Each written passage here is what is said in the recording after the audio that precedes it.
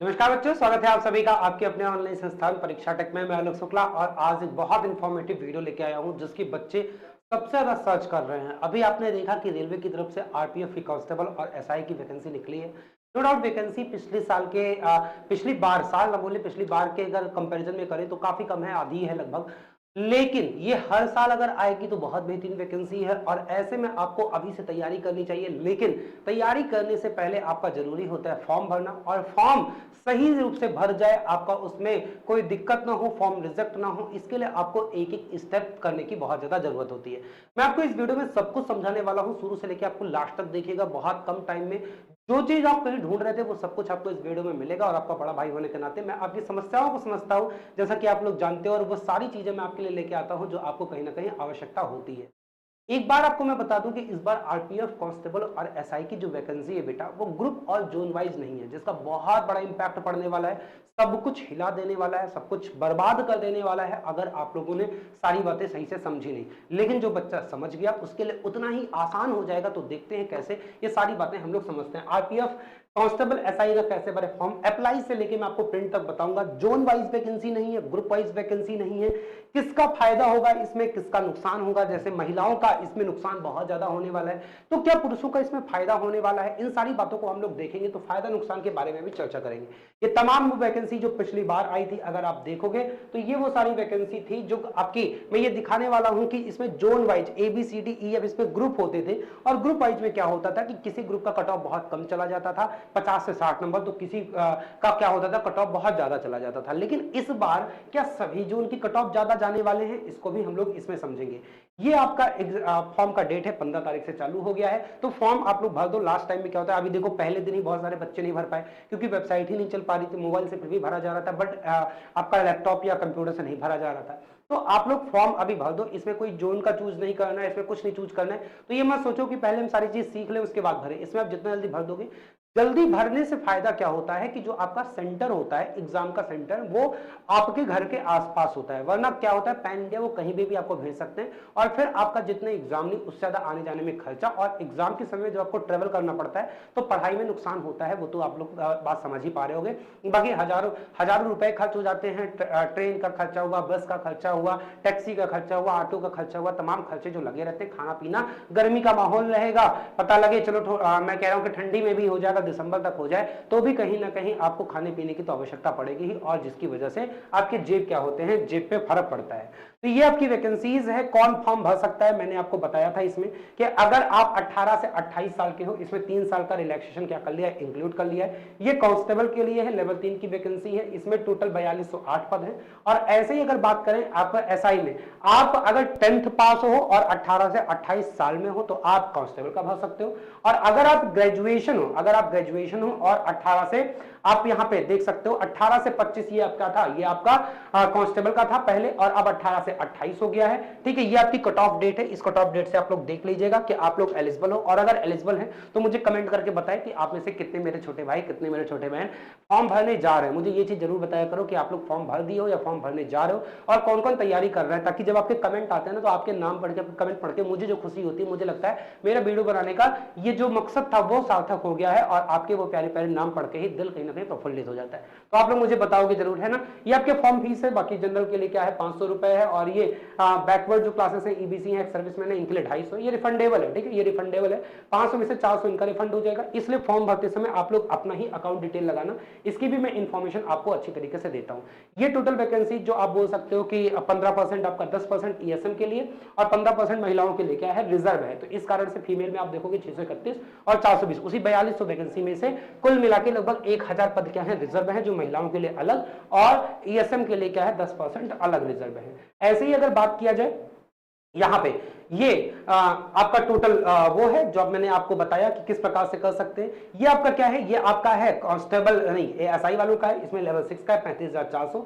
इसमें बी 20 क्या, इसमें एज है 20 से 28। देखो अपर एज लिमिट दोनों में 28 है, कांस्टेबल में 18 से है, और क्या है एसआई वालों को 20 से। तो कांस्टेबल वाले में ज्यादा भीड़ रहेगी, नो डाउट। जब आपका क्या है 2 साल ज्यादा एक्स्ट्रा मिल रहा है, और 10th वाले ही एप्लीकेशन मांगे हैं, मतलब कि कोई 10th 10वीं पास है वो भी फॉर्म भर सकता है। वैकेंसीज भी ज्यादा है। एसआई में केवल आपके क्या है, एसआई में केवल आपके 412 452 ही वैकेंसीज है। कितनी है? 452 ही वैकेंसीज है, इस बात को ध्यान दीजिएगा।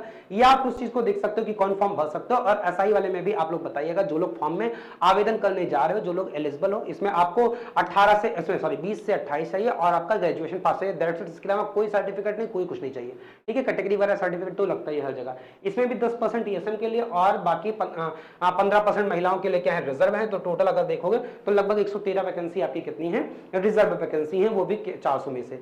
यहां पे अगर देखा जाए तो ये इनके फिजिकल का है, ये फिजिकल का ही से पैरामीटर आप लोग देख लीजिएगा। अब आते हैं मेन कि हम लोग फॉर्म कैसे भरेंगे। फॉर्म जब आप भरने जाओगे तो सबसे पहले आपको ये पूछना होता है कि सर हम किस लिंक से अप्लाई करें। तो लिंक की चिंता मत करो, आपका जो ये वीडियो है, इस वीडियो के सबसे ऊपर जो लिंक लगी हुई है rrb.gov.in, या फिर आप सीधा अप्लाई कर सकते हो rrb.apply.gov.in से कर सकते हो।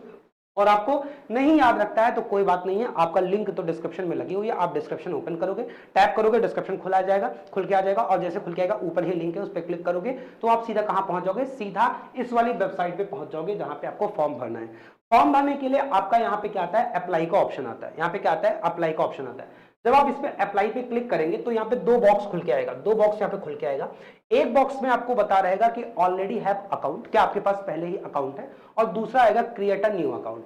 ऑलरेडी हैव अकाउंट किसके लिए है, वो बच्चे जैसे आरआरबी टेक्नीशियन में फॉर्म भरे या आरआरबी एएलपी में भरे। जैसे अभी इस बार से आरआरबी के अप्लाई की नई वेबसाइट बनी है तो आपको नया क्या बनाना पड़ रहा है, अकाउंट बनाना पड़ रहा है। अकाउंट बनाने का मतलब होता है कि आप उसमें अपना नाम, अपना ईमेल आईडी, अपना मोबाइल नंबर, ये सारे जो मेन डेटा हैं वो सब आपको क्या करना है, वो सब इसमें चूज करना है। ध्यान देना, इस वैकेंसी में जोन कहीं नहीं मांग रहा है तो आपको जोन की चिंता नहीं करनी है, ठीक है। तो आपको अगर आपने आरआरबी या फिर एएलपी का फॉर्म भरे हो तो आपको बताने की जरूरत नहीं है, आप ऑलरेडी हैव अकाउंट करोगे। और जो बच्चे एएलपी टेक्नीशियन में फॉर्म नहीं भरे हैं वो क्या करेंगे, वो क्रिएट एन अकाउंट करेंगे।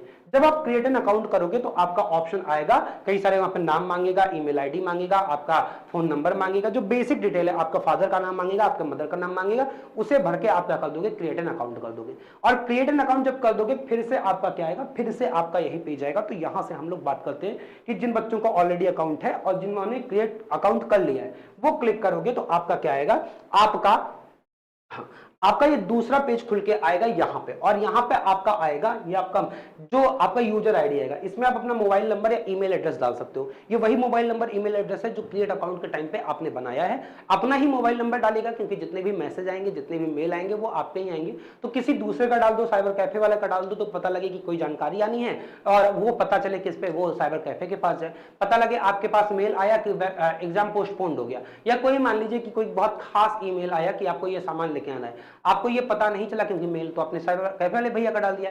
या कई लोग अपने बहन भाई का, बड़े भाई का डाल देते हैं, मम्मी पापा का डाल देते हैं। तो आप लोग वो मत करिएगा, आप लोग अपना ही डालिएगा जो आपके फोन में, या आप उसे अक्सर एक्सेस करते रहो। ताकि आजकल तो ईमेल, स्मार्टफोन तो सबके पास है, सभी लोग में जीमेल होता है और सभी लोग में क्या होता है, सभी लोग में नंबर तो आता ही है। तो अपना मोबाइल नंबर ईमेल डालो, ज्यादा बेटर है। और यहाँ पे फिर आपका क्या आएगा, इसे हम लोग बोलते हैं कैप्चा। यहाँ पे आप देखोगे तो धुंधले कलर से आपका 4816 यहाँ पे जैसे लिखा हुआ है, तो यहाँ पे एक नंबर डिजिट लिखा होगा, वो डिजिट आपको यहाँ पे डालना और उसके बाद लॉगिन पे क्लिक कर देना। जैसे ही आप लॉगिन पे क्लिक कर दोगे आपका ये पेज आएगा। ये पेज में आएगा ऑनलाइन एप्लीकेशन का। अगर आपने पुराना कोई फॉर्म रखा है तो ऑनलाइन एप्लीकेशन हिस्ट्री का भी ऑप्शन आता है। अगर नहीं भरा है तो कोई बात नहीं, आपका यहाँ पे ऑनलाइन एप्लीकेशन हिस्ट्री में कुछ नहीं दिखाएगा। ऑनलाइन एप्लीकेशन में आपका जब क्लिक करोगे तो ये ऑनलाइन एप्लीकेशन वाली बटन, ये दोनों बटन सेम है। और यहाँ पे देखो रिक्रूटमेंट ऑफ सब इंस्पेक्टर, यहाँ पे अगर आपको दिख रहा हो, कोई बात नहीं दिखता है तो कोई बात नहीं, आप ऑनलाइन एप्लीकेशन पे यहाँ पे क्या करोगे, यहाँ पे क्लिक करोगे। और यहाँ पे क्लिक करने के बाद यहाँ पे आप क्या करोगे, यहां पे क्लिक करने के बाद इसे मैं थोड़ा सा ये कर लेता हूं, ठीक है। यहां पे आप क्या करोगे, यहां पे आप क्लिक करोगे और जैसे यहां पे आप क्लिक करोगे तो आप किस पेज पे आ जाओगे, आप नेक्स्ट पेज पे आओगे। नेक्स्ट पेज आएगा आपका ये, और यहां पे आपको दो चीज मांगेगा कि आप किसमें फॉर्म भरना चाह रहे हो। आप फॉर्म भरना चाह रहे हो सब इंस्पेक्टर का, कि आप फॉर्म भरना चाह रहे हो किसका, कांस्टेबल का। तो आप दोनों एक साथ नहीं चूज कर सकते हो, एक बार में एक ही चूज कर सकते हो। ऐसा भी बच्चा है जो कांस्टेबल और एसआई दोनों के लिए एलिजिबल है, तो दोनों के लिए आपको अलग अलग आवेदन करना है। आपका ऐसा नहीं है कि एक ही फॉर्म में कांस्टेबल और एसआई हो जाएगा। आप सबसे पहले कांस्टेबल वाला फॉर्म भर लो क्योंकि वे 10वीं पे है। तो जब आप 10वीं पे भरोगे तो आप यहां पे क्लिक करोगे I am not currently debarred from any RRB RRC, क्योंकि अगर आप किसी आरआरबी आरआरसी से डिबार्ड हो तो आप फॉर्म नहीं भर सकते हो, इसलिए आपको यहां पे टिक करना पड़ेगा। टिक करने के बाद नेक्स्ट करना पड़ेगा। अगर आप केवल एसआई भरना चाहते हो, मेरे ख्याल से तो कोई ऐसा बच्चा नहीं होगा जो केवल एसआई भरना चाहेगा। एसआई तो भरेगा ही भरेगा, लेकिन कांस्टेबल भी जरूर भरना चाहेगा, क्योंकि एज क्राइटेरिया अपर एज लिमिट तो होगा ही। बस वही बच्चा जो अभी क्या है, अभी 18 मतलब कि जो 20 से 28 वाली कैटेगरी में है वही आपका एसआई भरेगा। तो जो 20 से 28 वाली कैटेगरी में, वो 18 से 28 वाली कैटेगरी में तो जरूरी होगा। मतलब कांस्टेबल तो आपको भरना ही भरना है, सभी लोग को भरना है। तो कांस्टेबल वाले पे पहले हम देख लेते हैं। इस पे जब क्लिक करोगे, नेक्स्ट करोगे, तो नेक्स्ट करने के बाद आपका नेक्स्ट पेज आएगा, और नेक्स्ट पेज पे आपका यहाँ पे डिटेल मांगेगा। क्या डिटेल मांगेगा आप देखो, यहाँ पे आपका कंट्री ऑफ नेशनलिटी यहाँ पे आपको डालना है। इस पे जब क्लिक करोगे तो ऑप्शन आएगा सारे चूज करने का, तो यहाँ पे आपको डालोगे इंडिया, है ना। क्या डालोगे, कंट्री ऑफ नेशनलिटी इंडियन डालोगे। डेट ऑफ बर्थ, जो आपके 10वीं की मार्कशीट में डेट ऑफ बर्थ है वही 10वीं की मार्कशीट वाला ही डालिएगा, कोई और ना डालेगा। वो चाहे गलत हो, चाहे सही हो, चाहे फेक हो, चाहे ओरिजिनल हो, जो 10वीं की मार्कशीट में वही आप डेट ऑफ बर्थ डालिएगा। एज आप 1/7/2024 में ये क्या कर लेगा, ये अपने आप यहाँ पे कैलकुलेट कर लेगा। यहाँ पे आपको करने की जरूरत नहीं है। यहाँ पे आपको name, full name as recorded in matriculation, 10th में जो 10वीं में आपका नाम हो, जैसा भी नाम हो, गलत हो नाम, सही हो, स्पेस हो, कुमार लगा हो, श्री लगा हो, मिस्टर लगा हो, मिस्टर इंडिया लगा हो, जो भी आपका फॉर्म लगा हो, जो नाम आपका 10th के मार्कशीट में, सर्टिफिकेट में दिख रहा है, बिल्कुल एज इट इज आप लोग यहाँ पे नाम डालिएगा। और जो आपके पिता का नाम उस मार्कशीट में पड़ा हुआ है बिल्कुल वैसा ही डालिएगा। बाद में कई लोग नाम चेंज करवा लेते हैं, सही करवा लेते हैं, तो उसकी चिंता मत करिएगा। आप लोग अभी जो 10th में मौजूदा समय में दिख रही है वही करिएगा। बाद में कोई चेंजेस आते हैं तो उसके लिए एक एफिडेविट लग जाती है, एक एफिडेविट बनवा लोगे कि हमारे इस मार्कशीट में ये चेंजेस हुए हैं, तो वो आपको डीबी में बाहर नहीं किया जाता है, उसे कंसीडर कर लिया जाता है, ठीक है। उसके बाद आपका मम्मी का नाम, ये भी जो आपका 10th के मार्कशीट में होगा वो भी। जेंडर, अगर आप मेल हो तो मेल, फीमेल हो तो फीमेल आप डालोगे, है ना। ऐसा नहीं कोई मेल हो तो फीमेल डाल दो, फीमेल हो तो मेल डाल दो, मेल का मेल ही डालना, फीमेल का फीमेल ही डालना। यहाँ पे मेरे ख्याल से कोई गलती नहीं करोगे। ईमेल एड्रेस वही मैंने बताया, जो पिछला क्रिएट अकाउंट में डालो वही डालोगे। मोबाइल नंबर भी जो आपका चल रहा है, चालू है, वही डालोगे। मैरिटल स्टेटस, अगर आपकी शादी हो गई है तो हाँ कर दो, नहीं है तो अनमैरिड कर दो। और मेरे ख्याल से इसमें ज्यादातर बच्चे अनमैरिड ही होंगे, बिना नौकरी के छोकरी कहाँ मिलती ही है, तो अनमैरिड ही होंगे ज्यादा केस में। बट कुछ बच्चे होते भी हैं तो उसमें मैरिड ही डालेंगे। रिलीजन आपका जो भी है, हिंदू है, मुस्लिम है, सिख है, ईसाई है, जो भी आपका धर्म जो आपका है वो आप यहाँ पे रिलीजन में चूज करोगे। मदर टंग क्या है, मदर टंग जनरली आप कहाँ पे, जैसे आप बंगाल वगैरह में हो तो आप बंगाली बोलोगे, बंगाली डालोगे। अगर आप यूपी और यहाँ सब में हो तो आप क्या डालोगे, आप हिंदी डालोगे। तो जनरली मदर टंग। और अगर आप कहीं पे साउदर्न स्टेट से हो जहाँ पे उनकी रीजनल लैंग्वेज नहीं दिया हुआ है, तो आप क्या कर सकते हो, वहां पे इंग्लिश चूज कर सकते हो। लेकिन यहाँ पे कई सारे ऑप्शन आते हैं, आप लोग देख लीजिएगा कि आपकी भाषा क्या है, उस हिसाब से चूज कर लीजिएगा। फिर उसी को क्या है, मदर टंग यहाँ पे हो गया। Choice of language of examination, ये बहुत ज्यादा जरूरी है। इस पॉइंट को बहुत ध्यान से देखिएगा, क्योंकि कई सारे बच्चे इस पॉइंट को नहीं देखते हैं तो गलत हो जाता है। पता लगे आपका मीडियम है हिंदी और आप जल्दबाजी में इसे चूज कर लेते हो कोई दूसरी भाषा, तो आपका जो पेपर आएगा, क्योंकि पेपर ऑनलाइन है, बाय डिफॉल्ट वहां पे क्या रहेगा, बाय डिफॉल्ट आपको उसी लैंग्वेज में पेपर आएगा। तो आप कितना भी तैयारी करके जाओ, पता लगे आपको हिंदी आती है और आप डालो तेलुगु, तो तेलुगु में तो आपको तो पेपर समझ में आएगा नहीं। रेलवे अब कितनी भाषाओं में पेपर कराता है ये भी आपको पता होना चाहिए, तो आप प्रश्न ही नहीं पढ़ पाओगे। हालांकि पेपर हमेशा बाइलिंगुअल होता है, एक इंग्लिश तो कंफर्म रहेगा ही। लेकिन कोई ऐसा बच्चा समझो जिसे इंग्लिश भी नहीं आता और रीजनल लैंग्वेज भी नहीं आता, केवल हिंदी आती है, तो ऐसे केस में आपके लिए क्या हो जाएगा, दिक्कत हो जाएगा। तो आप अपना जो माध्यम होगा उसे सही से चूज करिएगा। Permanent visual mark of identification, अगर आपके चेहरे पे कहीं निशान है, गले पे कोई निशान है, कंधे पे कोई निशान है, तो ये जनरली फेस पे डाला जाता है। लेकिन अगर फेस पे कोई निशान नहीं है, हाथ पैर में नहीं है, तो उसे आप क्या कर सकते हो, यहाँ पे डाल सकते हो कि यहाँ पे जिस तिल है तो आप तिल डाल दो, मोल जिसे बोलते हैं, है ना, मोल वगैरह, ये आप क्या कर सकते हो, यहाँ पे डाल सकते हो। Permanent visual mark of identification two, एक आपको एक और दो, ये एक आपको जैसे मान लो किसी के यहाँ पे मस्सा है, किसी के गर्दन में मस्सा है, तो दो आप कर दो। या फिर किसी के आंख के ऊपर चोट लगी हुई है ना, किसी के ओंठ पे चोट लगी हुई है, तो वो मार दो कि स्टिच मार्क ऑन चिन बोल दो, स्टिच मार्क ऑन अपर आई बोल दो, ऐसा करके आप यहाँ पे डाल सकते हो। ऐसा करके जब आप क्या करोगे, नेक्स्ट पे आएगा, फिर से आप सबमिट और नेक्स्ट करोगे तो दूसरे पेज पे आ जाओगे। दूसरे पे आओगे तो यहाँ पे फिर से आपका कम्युनिटी पूछेगा, कम्युनिटी आप बता दो यहाँ पे किस कम्युनिटी से, हिंदू से बिलोंग कर रहे हो, किससे बिलोंग कर रहे हो।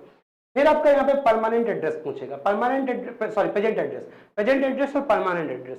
किन्हीं किन्हीं लोगों का प्रेजेंट एड्रेस और परमानेंट एड्रेस सेम होता है, किन्हीं किन्हीं बच्चों का क्या होता है, प्रेजेंट एड्रेस और परमानेंट एड्रेस गलत गलत हो। जैसे कोई बच्चा मान के चलो कि प्रयागराज जाके तैयारी कर रहा है, कोई बच्चा कोटा जाके तैयारी कर रहा है, कोई बच्चा मान के चलो कोलकाता जाके तैयारी कर रहा है, कोई बच्चा कहाँ पे बैंगलोर जाके तैयारी कर रहा है। तो आप रहने वाले कहीं पे हो, कोई बच्चा दिल्ली जाके तैयारी कर रहा है, तो आप तैयारी अलग कर रहे हो। तो जो ये प्रेजेंट एड्रेस होता है ये करेस्पॉन्डेंस एड्रेस होता है, मतलब कि अगर कोई आपको पत्राचार होना है, ये होना है, तो वो आपका जनरली क्या होता है, यहाँ पे आता है।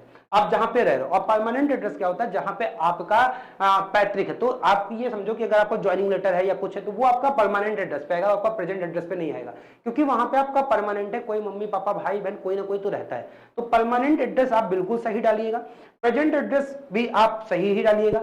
अभी क्या होता है कि जो आपका सेंटर मिलता है एग्जामिनेशन सेंटर, वो जनरली प्रेजेंट एड्रेस के अकॉर्डिंग मिलता है। किसके मिलता है, प्रेजेंट जो एड्रेस है इसके अकॉर्डिंग मिलता है, लेकिन उनको मिलता है जिनके फॉर्म पहले भर जाते हैं। आप ये सोचो कि 1 महीना हमें फॉर्म का भरा हुआ है, अभी हमें फॉर्म भरने की जरूरत क्या है, फॉर्म के अंतिम दिन के 3-4 दिन पहले भर लेंगे, तो चांस ये है कि आप अपना प्रेजेंट एड्रेस परमानेंट एड्रेस दोनों खो बैठो और आप कहीं 2000-3000 किलोमीटर दूर आपका पेपर पड़ जाए, क्योंकि ये ऑल ओवर इंडिया लेवल की जॉब है। तो ये आप पहले फॉर्म भर लीजिएगा और आपका एग्जामिनेशन सेंटर इसी के आसपास आएगा। आप अपना यहाँ पे स्टेट चूज करोगे, यहाँ पे अपना डिस्ट्रिक्ट जो आपका जनपद जिला होगा, आप अपना एड्रेस यहाँ पे फुल एड्रेस लिखना, जैसे गांव है तो आपका विलेज फलाना, उसके बाद विलेज करके फिर आपका तहसील, फिर पोस्ट और फिर आपका पिन कोड यहाँ पे डाल देना। और उसके बाद विलेज, यहाँ पे विलेज का नाम दोबारा भी डाल सकते हो, और पिन कोड जो आपके गांव का जो आपका पिन कोड होगा है ना, जो आपका पोस्ट ऑफिस का, वो पिन कोड डालिएगा। अगर आपका किसी बच्चे का प्रेजेंट एड्रेस और परमानेंट एड्रेस सेम है तो यहाँ पे टिक लगा देना, अगर सेम नहीं है तो परमानेंट एड्रेस आपने फिर से वही फिल कर देना है, और इसके बाद आपको क्या कर देना है, इसके बाद आपको सेव कर देना है। सेव करने के बाद आप नेक्स्ट पे आओगे, नेक्स्ट करने के बाद आप कहां पे आओगे, यहाँ पे अब देखो आपने पर्सनल डिटेल भर दिया, आपने अदर डिटेल भर दिया। अब यहाँ पे आपका अकाउंट इज यहाँ पे आधार से वेरीफाई करवाएगा, तो account is Aadhaar by verified, यहाँ पे वेरीफाई है पहले से ही इसका, इस कारण से यहाँ पे दोबारा वेरिफिकेशन का नहीं मांगा है। ये आधार का वेरिफिकेशन जब आप अकाउंट क्रिएट कर रहे होगे तभी आपका आएगा। तो आपके पास आधार सबका बना होगा, आधार नंबर डालोगे, जो आधार से मोबाइल लिंक होगा उस पर ओटीपी आएगा, ओटीपी डाल दोगे, आपका आधार वेरीफाई हो जाएगा। किसी के पास अगर आधार नहीं है तो चिंता करने की जरूरत नहीं है, आपके पास ड्राइविंग लाइसेंस, आपके पास पैन कार्ड है, आप वो डाल सकते हो। किसी के पास ये भी नहीं है तो आपका जो स्कूल का आईडी होगा आप वो डाल सकते हो। किसी के पास स्कूल की आईडी भी नहीं है तो एक कोई जनरल जो पुरानी आईडी होगी आप वो डाल सकते हो, ठीक है। लेकिन कोई ना कोई आपका होना चाहिए, बिना किसी आईडी के आप नहीं करोगे, ये आप ध्यान दीजिएगा। अगर आप एक्स सर्विसमैन हो तो यस करो, उसकी डिटेल भरनी होगी, नो हो तो आप नो कर दो। आपको पर्सन विद बेस्टमार्क डिसेबिलिटी, अगर कोई डिसेबिलिटी है तो यस करो, नहीं है तो नो कर दो। अगर आप ईबीसी सेक्शन से हो, इकोनॉमिकली वीकर सेक्शन से हो, ठीक है, बैकवर्ड सेक्शन से हो, तो आप ईडब्ल्यूएस जो होता है तो आप यस करो, अन्यथा क्या कर दो, अन्यथा नो कर दो। सेव एंड नेक्स्ट करोगे तो आपका क्या आ जाएगा, दूसरे पेज पे आ जाएगा, यहाँ पे आ जाएंगे। यहाँ पे करेंगे कि क्या आप क्या है, आपका एम्प्लॉय हो रेलवे के, क्या आप रेलवे की कोई पहले से जॉब कर रहे हो, अगर यस तो हाँ यस करोगे तो आपसे पूछेगा कितना टाइम आपने जॉब करते हुए हो गया, अगर नो है तो नो कर दो, जनरली बच्चा नो ही करेगा। करंट इंप्लॉयमेंट डिटेल्स आप में भाई अगर आप यहाँ पे यस करोगे तो यहाँ पे आपको क्या होगा, भरना रहेगा। नो कर दोगे तो इस पे कुछ भरने की जरूरत नहीं है, ये अपने आप आ जाएगा नॉट एप्लीकेबल, ठीक है। Details of course completed act apprentice, अगर आपने क्या किया है, कोई अप्रेंटिस वगैरह किया है तो यहाँ पे आएगा। Bank detail for refund of fee, यहाँ पे ये बहुत ज्यादा जरूरी है ये कॉलम, यही मैं आपको बोल रहा था कि यहाँ पे आप अपना ही बैंक डिटेल डालिएगा, साइबर कैफे वाले भैया का, अपने किसी रिलेटिव का, अपने किसी दोस्त का मत डालिएगा, क्योंकि आज के टाइम पे पैसे से अच्छा और पैसे से बुरा कोई नहीं होता है। 400 रुपए भी रिफंड आया तो आपको बताने नहीं आएगा, आपका रिफंड आ गया सोचेगा 400 रुपए कचौड़ी खा जाओ ज्यादा बढ़िया है, तो आपको वो देने वाला नहीं है। तो आप क्या कर दो, नेम ऑफ अकाउंट होल्डर, अपना नाम डालोगे, अकाउंट नंबर जो आपका अकाउंट नंबर है वो डालोगे, उसी अकाउंट नंबर को, अब ऐसा नहीं कि यहाँ पे कॉपी पेस्ट कर दो, आप यहाँ पे डालो फिर देख के फिर डालो। इससे चांस क्या होता है कि यहाँ पे कोई एरर हुआ होगा, यहाँ पे सही हुआ होगा तो बोल देगा दोनों मैच नहीं कर रहा है, यहाँ पे एरर होगा, यहाँ पे सही होगा तो बोलेगा मैच नहीं कर रहा है। जब यहाँ भी सही होगा यहाँ भी सही होगा तभी आपका मैच करेगा। कॉपी पेस्ट करोगे तो पता चले यहाँ पे कुछ कॉपी की और यही वाला गलत है, यहाँ से कॉपी करके फिर यहाँ पे पेस्ट कर दिया तो गलत वाला फिर से पेस्ट कर दिया, तो दोनों मैच तो कर गया लेकिन अकाउंट नंबर आपका गलत हो गया, और अकाउंट नंबर गलत हो गया तो रिफंड आना ही नहीं है। रेलवे बोलेगा कि भैया अकाउंट नंबर ही अपने नहीं चाहिए, हम आपको पैसा क्यों दे, किसी को पैसा देने में फालतू थोड़ी किसी के पास, रेलवे के पास 400 रुपए एक्स्ट्रा है, 400 रुपए चाय पी लेंगे स्टाफ भर मिलकर, समझ में आ रही है। तो ये कर लीजिएगा। आईएफएससी कोड, बैंक का जो आईएफएससी कोड है जो आपका पासबुक होता है उस पर लिखा होता है, या आप गूगल पे जाके आप डाल सकते हो कि जैसे आपका कोई भी ब्रांच है, आप ब्रांच डाल दो कि मेन ब्रांच लखनऊ विकास नगर डाल दिया आपने, तो वहां पर आईएफएससी कोड गूगल ही निकाल के आपको दे देगा अगर नहीं पता है, और अगर पता है तो डाल दो, नहीं है तो आपके पास पासबुक होगा, पासबुक में आईएफएससी कोड होता है, वहां पे आप देख सकते हो, ठीक है। आपके बैंक का नाम क्या है, जैसे पंजाब नेशनल बैंक है, स्टेट बैंक ऑफ इंडिया है, इंडियन बैंक है, जो भी है आप उसका बैंक नेम डाल दोगे, और बैंक का एड्रेस जहां पे वो ब्रांच है वो आप डाल दोगे तो बैंक का एड्रेस आपका आ जाएगा, ठीक है। उसके बाद आप क्या करोगे, उसके बाद आपका फिर एसेंशियल क्वालिफिकेशन, यहाँ पे एजुकेशनल क्वालिफिकेशन पे आ जाएगा। एजुकेशन क्वालिफिकेशन में आपका एसेंशियल क्वालिफिकेशन, जैसे आप सबसे पहले 10th भरोगे, 10th का रोल नंबर भरोगे, किस राज्य से आपने 10th किया हुआ है, ठीक है, किस डिस्ट्रिक्ट से आपने 10th किया। आप भले ही मान लीजिए आप सीबीएसई बोर्ड से किया हो, आप मान लो कोई केवीएस से पढ़ो, केवीएस सीबीएसई का होता है, लेकिन आप सपोज करो कि आप कहां से पढ़े हुए हो, आप मुंबई से पढ़े हुए हो या आप दिल्ली से पढ़े हुए हो, तो सीबीएसई है, सीबीएसई स्टेट आप क्या डालोगे, दिल्ली डालोगे, है, या आप मान के चलो कि आप लखनऊ से पढ़े हुए केवीएस से, तो आप स्टेट उत्तर प्रदेश डालोगे, डिस्ट्रिक्ट में लखनऊ डालोगे, बोर्ड सीबीएसई डालोगे, डेट ऑफ पासिंग आपके मार्कशीट में जिस दिन रिजल्ट आता है उस दिन की डेट पड़ी होती है, वो आपका क्या होगा, डेट ऑफ पासिंग होगा। और यहां पे आपका वही जो 10th का रोल नंबर है और आप डाल दोगे। अगर आप एसआई वाले फॉर्म में भरोगे तो बाकी सारी चीजें सेम होगी। एसआई वाले में आप लोग ऐड बटन करोगे, कैसे, यहां पे सेलेक्ट क्वालिफिकेशन करोगे, सेलेक्ट क्वालिफिकेशन में ग्रेजुएशन का ऑप्शन आएगा, उसे क्लिक करोगे, ऐड करोगे तो एक आपका और आ जाएगा।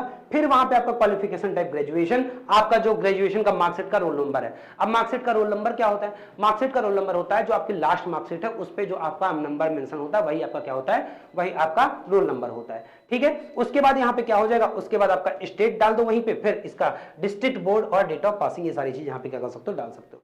इसके बाद अगर आएंगे तो ये आपका पेज आएगा, सेव नेक्स्ट करके क्वालिफिकेशन भर दिए। अब अपलोड प्रोफाइल डॉक्यूमेंट। अब आपको जैसे मान लीजिए कोई आपने क्या किया है, अगर आप बैकवर्ड क्लास से कोई आप रिजर्वेशन ले रहे हो तो उसका सर्टिफिकेट डालना होगा। जैसे यहाँ पे कास्ट सर्टिफिकेट फॉर एससी लगा हुआ है, ये ठीक है, ये सर्टिफिकेट का सीरियल नंबर है और ये अपलोडेड स्टेटमेंट दिखा रहे हैं। अपलोड करने का ऑप्शन आएगा, वो अपलोडेड आपका दिखाई देगा। ठीक है, आप अपलोड करोगे तो वहां पे ऑप्शन आएगा सर्टिफिकेट, और जब आप करोगे तो वहां पे आपका ऑप्शन क्या आएगा, वहां पे आपसे मांगेगा, आपसे सर्टिफिकेट नंबर मांगेगा, आपसे ये मांगेगा कि आपने किससे बनवाया है, अथॉरिटी उसका कौन है, और डेट ऑफ इश्यूइंग क्या है कि आपका कब से है। तो जनरली जो एससी होते हैं वो कभी भी बनवाए हो आपका हमेशा चलता है। जो ओबीसी में नॉन क्रीमी लेयर होते हैं उनको 1 साल के अंदर बनवाना होता है और ईबीसी वालों को 1 साल के अंदर बनवाना होता है। बाकी अगर एससी वगैरह का है तो आप पुराना भी चल जाएगा, उसके लिए दिक्कत नहीं है। कई सारे बच्चे पूछते हैं कि सर सेंटर का लगेगा कि स्टेट का लगेगा। देखिए, अगर सेंटर की वैकेंसी होती है तो जनरली क्या होता है, सेंटर का ही लगता है, आप सेंटर का बनवा लीजिए। अगर सेंटर का नहीं बनता है तो एक बार अथॉरिटी के पास जाइए, जनरली अथॉरिटी आपसे ये बोलेंगे कि आपका बना तो है, सेम चीज है, कोई दिक्कत नहीं है, तो आप क्या कर दीजिए, वही लगा दीजिए। और सबसे बेटर ये है कि आप में इसी में फॉर्म के नीचे अपेंडिक्स दिया हुआ है, तो वहां पे प्रोफार्मा दिया हुआ है कि आपका किस तरीके से सर्टिफिकेट होगा। आप उस सर्टिफिकेट का प्रिंट करवा लीजिए, अपने वहां पे जाइए, ठीक है, अपने अथॉरिटी पे, और वहां से उनसे क्या करवा लीजिए, भरवा के साइन करवा लीजिए, उनका मुहर लगवा लीजिए, वो भी आपका क्या हो जाएगा, अलाउ हो जाएगा।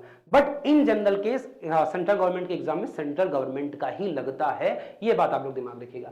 आप अपना फोटो और वो डालोगे, फोटो डालोगे तो यहाँ पे आ जाएगा। फोटो आप लोग यहाँ पे देख लो कि किस प्रकार से होना चाहिए। फोटो में आपको बता दूं कि फोटो का जो साइज होना चाहिए 35 mm बाई 45 mm होना चाहिए और पिक्सल 320 से 240 पिक्सल, जेपीजी और जेपीईजी फॉर्मेट में होना चाहिए। बहुत सारे बच्चे टेक्निकल चीजें समझ नहीं पाते हैं। आप क्या करो, आपको सबसे अच्छी बात यह है कि आप कहां पे जाओ, आप स्टूडियो पे जाओ, कहीं पे जहां पे फोटो खींचते हैं, उनसे बोलो कि हमें पासपोर्ट साइज की फोटो चाहिए, और आप केवल याद रख लो कि हमें वो फोटो की साइज 30 KB से 70 KB के बीच में होना चाहिए, और उसकी जो साइज होना चाहिए वो 320 से 240 पिक्सल का होना चाहिए। वो खुद निकाल के आपको दे देंगे, ये 2 डेटा याद रहे, बस वही आपको क्या कर देना है, अपलोड कर देना है। ठीक है, और ऐसे सिग्नेचर में भी जो आपका होना चाहिए 30 से 70 KB सेम, और यहाँ पे जो इसका साइज होना चाहिए 140 से कितना होना चाहिए, 60 पिक्सल का होना चाहिए। जो डायमेंशन है 50 बाई 20, 50 मतलब 50 की लेंथ हो और 20 की क्या हो, चौड़ाई हो, ये 50 बाई 20 ये आपका होना चाहिए। ये लेंथ 50 का हो और ये कितना हो, 20 का हो। और ऐसे फोटो में कितना होना चाहिए,